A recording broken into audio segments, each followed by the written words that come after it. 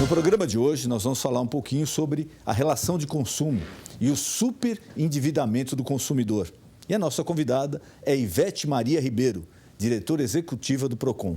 Daqui a pouquinho, não perca, no Ponto de Equilíbrio. Cartões de crédito, cheque especial, crédito pessoal, crédito consignado, juros, cobrança extrajudicial, cobrança judicial.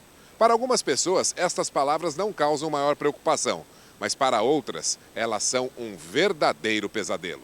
Através de cartão de crédito, foi tendo uma rotatividade, os juros eram altos e a empresa ela perdeu o contrato, foi feita uma demissão e eu não consegui depois ter mais o controle da situação, ou seja, aí virou tipo o que o pessoal fala, o efeito bola de neve. Nos últimos anos deu uma dificultada, até por esse momento de crise, a diminuição nas vendas, até na loja, onde eu trabalho. Então tudo isso tem dificultado, tem ficado cada vez mais difícil para pagar nossas dívidas assim do dia a dia, Eu acho que é falta de planejamento, porque ganha um dinheiro por mês e gasta mais do que ganha, é óbvio que vai acabar ficando endividado. Tem chega um cartão, aí eu pego e gasto, depois chega outro cartão, aí vai virando aquela bola de neve. Aí eu vou pagando só o mínimo, aí vai virando outra bola de neve. Será que existe algum órgão do governo que pode orientar o consumidor endividado e, mais que isso, até colaborar com a renegociação das dívidas junto aos credores? Este é o tema que o jornalista pastor Denis Munhoz e sua convidada abordarão no programa Ponto de Equilíbrio desta noite. Ivete Maria Ribeiro nasceu na cidade de Votuporanga, no interior paulista. É graduada em Estudos Sociais e em História, é bacharel em Direito pelas Faculdades Metropolitanas Unidas e mestre em Direito Penal pela PUC, a Pontifícia Universidade Católica de São Paulo. Advogado especialista em Código de Defesa do Consumidor, proferiu mais de 350 palestras. Atuou como professora de Linguagem Jurídica e Direito Penal no curso de Direito da Universidade Paulista, a Unip. Foi assessora jurídica do Tribunal de Justiça do Estado de São Paulo e também chefe de gabinete da Secretaria da Justiça e da Defesa da Cidadania do Estado de São Paulo. É autora de inúmeros artigos sobre defesa do consumidor e temas correlatos em jornais, revistas e também na internet. Atualmente, Ivete Maria Ribeiro é diretora executiva da Fundação PROCON São Paulo. Muito boa noite, meu amigo, minha amiga. O nosso encontro de final de noite, programa Ponto de Equilíbrio. E hoje nós recebemos com muito prazer aqui nos nossos estúdios para falar algo muito importante que interessa a você, sua relação de consumo, endividamento, como você gasta, a diretora executiva do PROCON, Ivete Maria Ribeiro.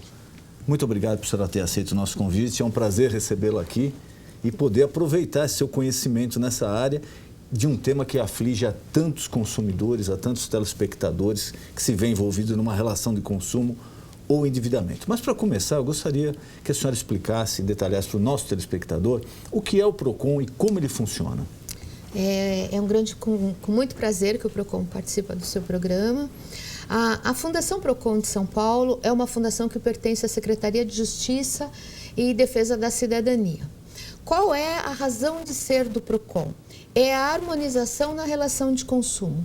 A função primeira do PROCON é informar tanto o consumidor com relação aos direitos que ele tem, aos limites de exercício desse direito, aos procedimentos que amparam esse direito, mas é também informar ao fornecedor, com cursos, com palestras, com cartilhas, enfim, é buscar uma harmonização na relação de consumo, porque a relação de consumo ela é eficiente quando não há conflito, e para evitar o conflito é preciso que venha a informação.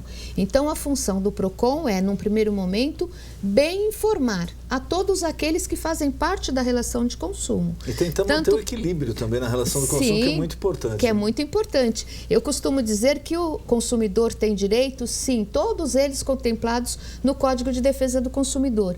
Mas o fornecedor também tem os seus direitos, porque a relação equilibrada é aquela relação onde os dois polos envolvidos, consumidores e fornecedores, tenham direitos e tenham deveres. Então, a função primeira do PROCON é justamente bem informar esses dois entes que compõem a relação. E, num segundo momento, é autuar. O fornecedor, quando ele está informado e quando ainda assim ele viola a relação de consumo, ele viola aqueles direitos que estão desde 1995 contemplados pelo Código de Defesa do Consumidor, cabe ao PROCON autuar. Evoluiu muito a relação de consumo com o advento do Código de Defesa do Consumidor. Se eu não me engano, a lei é de 91, não é? 91, 92, é uma coisa assim. Não, o Código é de 95. Sim, mas começou a tramitar, se não me engano, em 91, 92. Sim, houve uma longa tramitação. Nós temos aí já praticamente 25 anos de código. Né? E pelo menos se fala que hoje o Brasil tem uma relação de consumo regularizada e moderna. Mas ela evoluiu, ajudou muito o consumidor, ajudou as empresas? Ela evoluiu porque a sociedade evolui na sua dinâmica e nas necessidades que vai apresentando. Hoje, por exemplo, o PROCON autua, fiscaliza, né? A lei de entrega, a lei de bloqueio de celular, a lei antifumo, a lei de bebidas alcoólicas, de combustível. Então, a sociedade tem uma dinâmica muito forte, muito célere. E isto vai fazendo com que a norma estabelecida também evolua. O Código de Defesa do Consumidor é um patamar de defesa e de proteção do consumidor de toda a América Latina. É sim uma legislação muito de primeiro mundo, mas evidentemente que vai sendo a ela agregadas outras legislações que a sociedade exige na sua dinâmica social. Qual a reclamação mais comum no PROCON? Qual a atividade? Não precisa citar empresa, lógico, mas o ramo de atividade, de repente banco, telefonia, não sei. E qual o aspecto que o pessoal mais reclama? De um atendimento ruim, de retardar o atendimento? Qual a reclamação campeã, vamos dizer assim, no PROCON? Bem, os segmentos mais reclamados são, de longe, as operadoras de telefonia, né? Então, são as operadoras e todas elas sem exceção. Depois vem os bancos, depois vem os supermercadistas, e por aí vai. Os varejistas, temos um ranking, inclusive esse ranking está no nosso site e ele é atualizado semanalmente. Quer dizer, o nosso telespectador pode acessar livremente o site do PROCON. Sim. E ele vai encontrar esses dados também. Tem os dados, o nosso cadastro de reclamações fundamentadas. Com relação às condutas, são cobranças indevidas, são cláusulas abusivas, vício na mercadoria não corrigido a tempo, a ausência de informação na embalagem da mercadoria adequadamente, ou porque ela não traz a informação correta, ou porque não traz em língua portuguesa. Então, são informações dessa natureza. Este ranking também está no nosso site. E qual a reclamação? A reclamação não diria, mas qual é o aspecto que o consumidor ele não sabe que ele tem direito àquilo e ele se surpreende depois que ele fala: poxa, mas eu não sabia que eu poderia ter pleiteado isso. Existe, porque tem alguma coisa relacionada à entrega, datas marcadas, multas, etc. Mas o que o consumidor, assim, vamos falar grosso modo, tem direito e não exerce? Olha, muitos direitos, né? Na verdade, é preciso sim que o consumidor busque uma informação maior, fazendo inclusive os cursos, e são muitos que o PROCON oferece. Diariamente nós temos cursos no PROCON, que também a grade está disponível no site. Mas, por exemplo, ele não sabe que ele tem direito a estabelecer uma data de entrega, para que ele não fique dias a fio à disposição do fornecedor. Aquela história, quando a gente compra, eles falam: olha, vai ser entregue de segunda a quinta, das 8 da manhã às 6 da tarde. Sim. Aí você tem que manter uma pessoa ou você ficar em casa esperando. Então, sim, essa data ela tem que ser estipulada? Ela tem que ser estipulada, inclusive o período do dia. Então, chama-se Lei da Entrega. É uma outra lei recente que o PROCON já está também fiscalizando, autuando, informando, para que o fornecedor também não viole um direito que o consumidor passou a ter. Uma pergunta que um telespectador nosso mandou, e ele referia, eu não sei se seria telefonia ou a TV a cabo, que é uma empresa só que explora as mesmas coisas. Ele falou que ele efetuou um pagamento em atraso, pagou com a multa e a operadora disse que não conseguiu localizar o pagamento dele e ele está há quase 15 dias sem receber o sinal. E ele ligou novamente para a operadora, ele é um cadeirante, ele não tem como sair de casa, ele ligou, a operadora falou, não, como nós não localizamos, você tem que trazer o comprovante aqui em tal endereço para a gente poder localizar. Ele já passou todos os dados. É assim mesmo ou ele tem direito de receber o sinal a partir do momento que pagou? A partir do momento que ele comprovar, e ele não precisa comprovar levando, ele pode enviar isto por um meio digital, ele tem o direito, evidentemente, a ter o sinal novamente. Mas sempre que o consumidor tiver esse tipo de problema, de contato com a operadora, ou com qualquer outra empresa, faça contato com o PROCON pelo telefone 151, pelas redes sociais, enfim, pelo site, porque nós imediatamente entramos em contato com aquela operadora ou com aquela empresa e resolvemos o problema. O PROCON tem um índice de solução nas reclamações que são levadas à nossa apreciação de mais de 90%. Então, nós entramos em contato com a empresa e a empresa resolve. E a celeridade, o prazo? Porque às vezes se reclama muito, né, principalmente da justiça, aqui em São Paulo e no Brasil, que é muito morosa, muito burocrática. A celeridade do PROCON? No máximo, em uma semana, o assunto estará resolvido, desde que a empresa, evidentemente, tenha boa fé e resolva. Mas a grande maioria das empresas buscam resolver o problema. Felizmente, até em razão da eficiência dessas instituições de proteção ao consumidor, e o PROCON seguramente está dentre elas, né? Com uma eficiência muito grande, as empresas apuraram seus mecanismos de atendimento ao consumidor. Nós recebemos semanalmente empresas no PROCON para que nós falemos sobre isso, da necessidade de que elas tenham esses mecanismos internos também de atender ao seu próprio consumidor. Que acaba valendo a pena, porque ela começa a ser penalizada, ela vai ter que pagar multa, etc. Então, é melhor ela se adequar à nova realidade do relacionamento de consumo do que depois arcar com multas.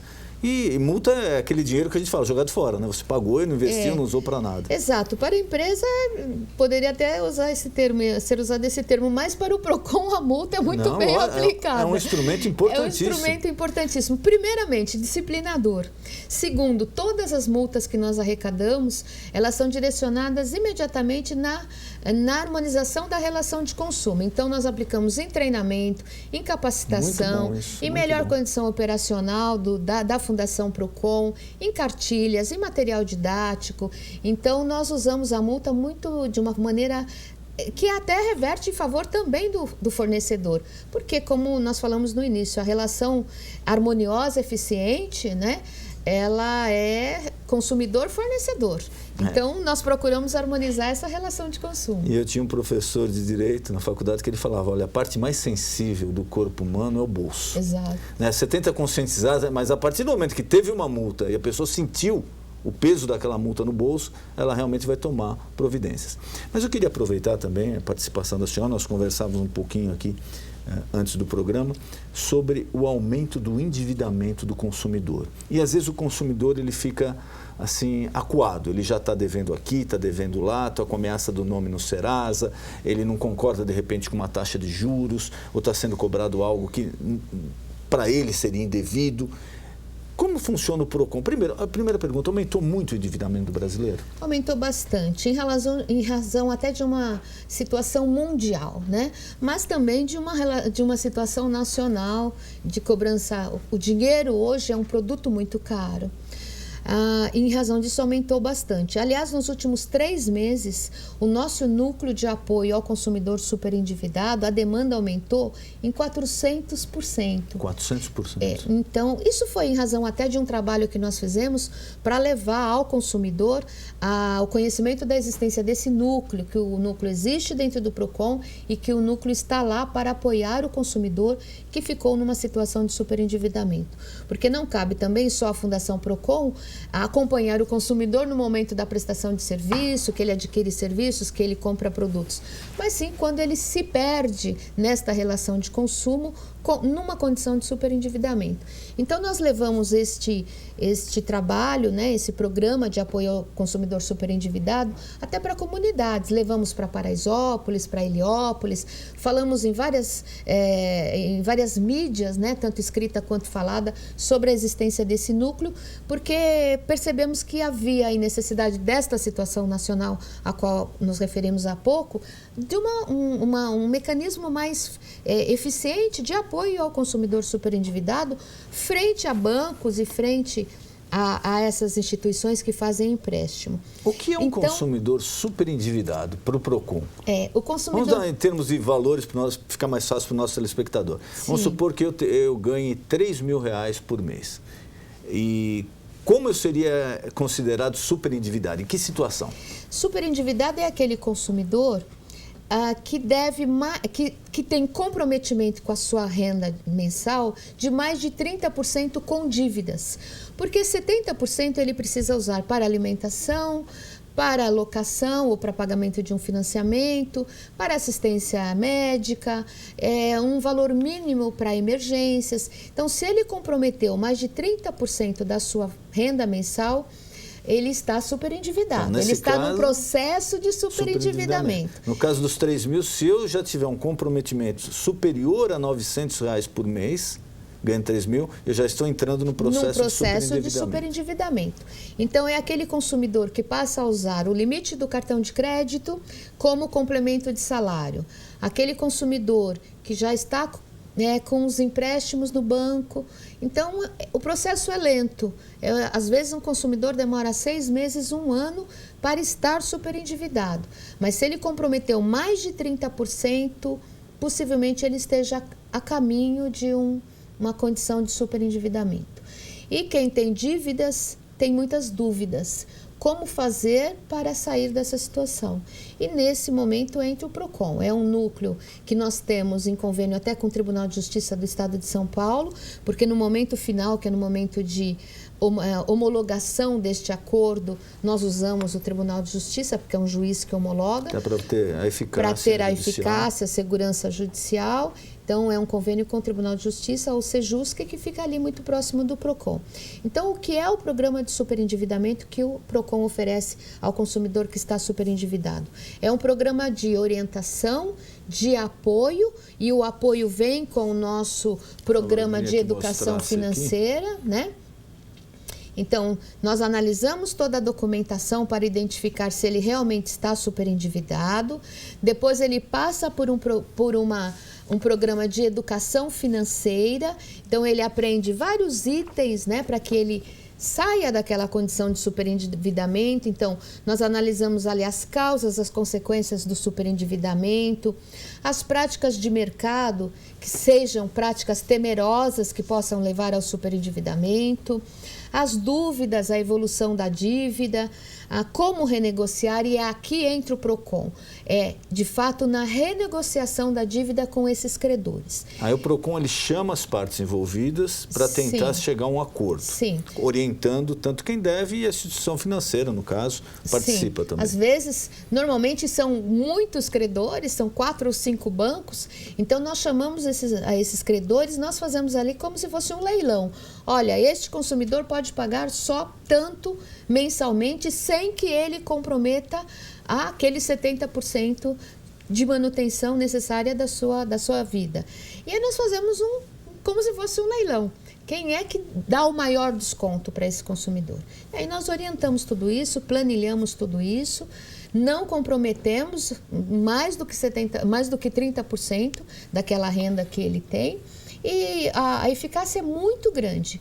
Nós resolvemos muitos casos assim, tirando 90% da dívida, porque normalmente 90% são juros e acréscimos outros que o fornecedor agregou. E no caso, a pessoa endividada, ela se dirige ao PROCON, ela precisa ir fisicamente, ela tem um outro tipo de acesso? Como ela deve proceder? Por hora, ela ainda precisa ir fisicamente, embora ela possa, naturalmente, num primeiro momento, ligar para o PROCON e pegar informações. No número 151, Pode ser no número 151 ou no telefone normal do PROCON, que o nosso site também traz ali as informações todas, porque o programa de superendividamento, ele até mereceu um link dentro do nosso link principal, e isso é facilmente identificável lá no nosso site. Mas é interessante notar que quem é que pode participar? Primeiro é aquele consumidor que tem uma condição mínima de fazer o gerenciamento dessas... Também não adianta ele chegar lá e falar, não tenho nada. Porque o PROCON não busca perdão da dívida, ele busca renegociação da dívida, sobretudo com relação aos juros que ali estão agregados, né? Porque o capital, o consumidor tem que pagar, né? Nós não podemos pedir ao fornecedor que ele perdoe a dívida, né? Porque na relação de consumo, qual é a obrigação que cabe ao consumidor?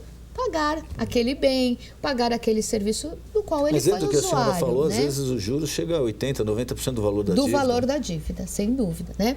Então, quem pode procurar o PROCON? É aquele consumidor que tem a boa-fé, porque a boa-fé faz parte da relação de consumo e que tem uma condição mínima de pagar. Quais as dívidas que podem ser renegociadas? Aquelas dívidas que foram contraídas na relação de consumo. Então, dívida com empréstimos, com financiamentos para o pagamento de aquisição de produtos, para o uso de serviços. Então, não podem participar desse nosso programa. Pensão alimentícia, aquelas dívidas oriundas de indenização, por exemplo, um acidente com carro, né? Ou dívidas fiscais, ou dívidas com pagamento habitacional. Essas dívidas não fazem parte ou não foram contraídas em uma relação de consumo. As demais, contraídas na relação de consumo, podem sim ser objetos de renegociação. A senhora me deu também aqui, eu vou mostrar para o nosso telespectador, essa parte aqui envolvendo condomínios. Hoje se reclama muito porque, às vezes, multas extorsivas, às vezes uma incidência de juros indevida. Como o PROCON atua, de repente, entre o condômino e o condomínio? Olha, também na orientação, são cursos que nós temos de planejamento financeiro. Então, sempre que um condômino também tiver problemas com o seu condomínio, ele pode procurar o PROCON para a orientação ou para os cursos. Hoje nós temos uma grande grade que fica sempre disponível com relação a cursos. Então, nós temos o planejamento financeiro, o planejamento doméstico, o planejamento para compra de imóveis. Gostaria que mostrasse aqui também se falar sobre imóveis. Sim, o aluguel de imóveis. Muita discussão, às vezes, sobre reajuste de aluguel, índices. Sim, então os nossos técnicos também fazem essa orientação. Se me permite, só voltando Por favor, a este assunto do superendividamento, é interessante que hoje o superendividado, né, aquele que apresenta o maior índice de superendividamento, ele está entre 41 e 60 anos. Há um grande índice também de funcionários públicos pela facilidade de obtenção do empréstimo consignado. Do empréstimo consignado. Então, nós alertamos bastante o funcionário público para que ele busque o PROCON, para que o PROCON possa orientá-lo quando ele pretender pegar o empréstimo consignado, porque é fácil para o funcionário público, né? Então, nós temos sempre policiais, estão no topo do superendividamento do funcionalismo público, depois os professores e depois aqueles servidores de hospitais, aqueles que estão na área de saúde. Quer dizer, os mais endividados, se tratando de funcionário público, são pela ordem, os policiais e depois os professores. Depois os professores. Infelizmente, o salário de ambos justifica essa condição de superendividamento, né? Daí o pleito desses servidores são pleitos sempre muito justos, de aumento salarial. Nós falamos também um pouquinho, é um tema que vai e volta em São Paulo toda hora. Pode, não pode? Hoje tem, mas não tem, a história das sacolinhas. Sim. Nos supermercados. É verdade. Já teve liminar, voltou, caiu liminar, apreciação de mérito, liberou, é de graça, vai cobrar. Como é que está a história da sacolinha no mercado? Então, o PROCON de São Paulo fez um acordo com a APAS, Associação Paulista de Associados, né, dos supermercados, e fez o acordo diante de uma situação muito específica. Porque quando nós iniciamos o acordo, nós iniciamos falando sobre o fato do preço estar embutido. O preço daquela sacolinha anterior estava embutido. E, portanto, não poderia haver cobrança abusiva, né? Porque uma cobrança que já há, quando ela reitera-se, evidentemente há abusividade nessa cobrança. E nós começamos falando nesse sentido, com vistas a resolver a questão. Mas nesse ínterim, nós fizemos 5 reuniões com a diretoria da APAS. Da terceira para a quarta reunião, a SOS Consumidor interpôs uma ação civil pública com vistas a impedir a cobrança. E aí o Poder Judiciário se manifestou dizendo não, a cobrança não é indevida, porque o consumidor sempre tem a facilidade de levar a sacola, de usar uma forma alternativa, o valor também é ínfimo. Evidentemente que isso fragilizou naquele momento, ou pelo menos mudou o direcionamento do acordo que nós fizemos posteriormente. Como houve, então, esse pronunciamento, nós readaptamos, né, os nossos pleitos perante a APAS e acabamos com o seguinte acordo, que ainda está em vigência até o final de novembro. Primeiro, nós falamos da necessidade de 2 sacolas para que o consumidor pudesse ter um período de adaptação e pudesse mudar o hábito, ou seja, verificar a necessidade de levar a ecobag para o supermercado, né? 2 sacolas sem cobrança. Sem cobrança. Conseguimos colocar nesse acordo a necessidade do desconto, que, a nosso ver, foi um dos itens mais importantes, afora, naturalmente, a mudança do hábito. Então, aquele consumidor que levar a sua sacola, e ainda hoje este item está em vigor, né? Porque o período das 2 sacolas já terminou, mas levar a sua sacola para que ele tivesse o desconto e para que ele não tivesse que usar mais a sacola plástica. Então, aquele consumidor que ainda hoje leva a sua sacola, ele tem direito a 3 centavos acumulativos de desconto. Também que a APAS e todos os supermercados que são associados explicitassem o valor da sacola plástica, o valor da sacola comprada por eles, supermercadista. Porque nós recebemos no PROCON algumas reclamações, ou seja, um supermercado cobrava 20 centavos, o outro 25 centavos, o outro 3 centavos. Então nós percebemos que a sacola estava se tornando um produto. Então, para evitar isso, há hoje a obrigatoriedade que o supermercadista explicite no âmbito ali do pagamento qual é o custo. Mas hoje quem não levar, quem se utilizar da sacolinha plástica já vai pagar. Paga 3 centavos, o valor que estiver ali explicitado. 3 centavos ou 5 centavos, mas ele vai pagar. Se usou uma, paga 1, 2, 3, 5 e assim por diante. Hoje mas ele paga. Aquele que leva tem o desconto. Tem o desconto do mesmo, se o supermercado cobra 3, ele tem o desconto de 3. Sim. Isso vale até novembro. Isso vale até novembro. E uma ampla campanha educativa até novembro também. Ainda ontem nós tivemos uma reunião, essa campanha ganhará um potencial, agora pelo rádio, é a continuidade da cobrança. E uma promoção de ecobags também. O que de fato o PROCON, o que de fato preocupa o PROCON e que foi a essência da assinatura desse acordo é justamente a mudança do hábito. Não há defesa do fornecedor sem que haja defesa antes do meio ambiente. O ano passado, o PROCON, ou melhor, o Brasil usou 11 bilhões de sacolas plásticas. Nós sabemos do impacto que isso tem no meio ambiente.